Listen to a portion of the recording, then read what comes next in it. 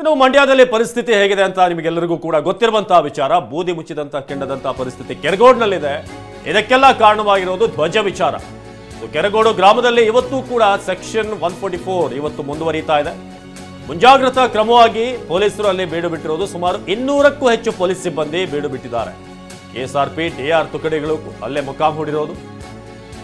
ಮತ್ತೆ ಹನುಮ ಧ್ವಜ ಹಾರಿಸಬೇಕೆಂದು ಪಟ್ಟು ಹಿಡಿದಿರುವಂತಹ ಜನ ಮತ್ತೆ ನಾವು ಹನುಮ ಧ್ವಜವನ್ನ ಹಾರಿಸ್ತೀವಿ ಅಂತ ಇದು ಬಿಜೆಪಿ ಜೆಡಿಎಸ್ ರಾಜ್ಯ ಮಟ್ಟದ ನಾಯಕರು ಭೇಟಿಯಾಗುವಂತಹ ಸಾಧ್ಯತೆ ಇದೆ. ಕಾಂಗ್ರೆಸ್ನಿಂದಲೂ ಕೂಡ ಪ್ರತಿಭಟನೆ ಮಾಡೋ ಬಗ್ಗೆ ಪ್ಲಾನ್ ನಡೀತಾ ಇದೆ.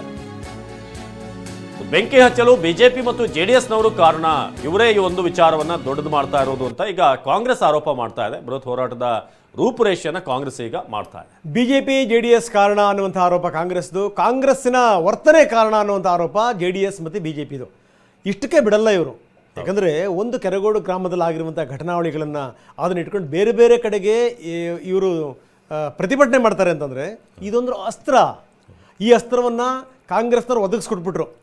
ಯಾಕಂದರೆ ಏನೇನೋ ಪ್ರದರ್ಶನ ಮಾಡಿ ಯಾವ್ಯಾವುದೋ ದಾಖಲಾತಿಗಳನ್ನು ತೋರಿಸಿ ಅದಕ್ಕೆ ಇನ್ಯಾರ್ಯಾರೋ ಇನ್ನೊಂದು ದಾಖಲಾತಿಗಳನ್ನು ತೋರಿಸಿ ಯಾರು ಹೇಳಿದ್ರು ಏನು ಎತ್ತ 18 ಜನ ಸೈನ್ ಹಾಕಿರೋದು ತೋರಿಸಿ 22 ಜನರಲ್ಲಿ ಪಂಚಾಯತಿ ಸದಸ್ಯರಲ್ಲಿ ಇದು ಏನು ಅಂದರೆ ನಾನು ಹೇಳ್ತಾ ಇದ್ದೇನೆ, ನಿನ್ನೆ ಈ ಕಮ್ಯುನಿಕೇಷನ್ ಗ್ಯಾಪ್ ಇದೆಯಲ್ಲ ಕಾಂಗ್ರೆಸ್ದು ಜೊತೆಗೆ ಏನಾದರೂ ಆಗ್ತಿರುವಂಥ ಸಂದರ್ಭದಲ್ಲಿ ಸಂಬಂಧಪಟ್ಟಂಥ ಒಬ್ಬ ಶಾಸಕ, ಈಗ ರವಿ ಗಣಿಗ ಅಲ್ಲಿನ ಶಾಸಕರು, ತಕ್ಷಣಕ್ಕೆ ಡಿ ಕೆ ಶಿವಕುಮಾರ್ ಅವ್ರ ಹತ್ರ ಮಾತಾಡಬೇಕು ಅಥವಾ ಮುಖ್ಯಮಂತ್ರಿಗಳ ಹತ್ರ ಮಾತಾಡಬೇಕು, ಈ ರೀತಿ ಆಗ್ತಾ ಇದೆ, ಗೃಹ ಸಚಿವರ ಹತ್ರ ಮಾತಾಡಬೇಕು, ಹಿಂಗೆ ಆಗ್ತಾ ಇದೆ, ಏನು ಮಾಡಬೇಕು ಅಂತ.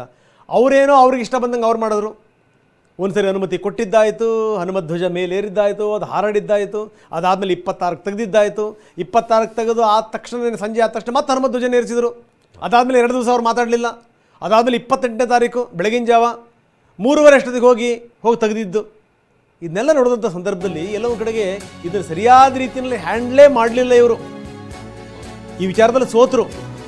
ಈಗ ಅದು ಬೇರೆ ಬೇರೆ ತಿರುವನ್ನು ಪಡ್ಕೊಂಡಿದೆ.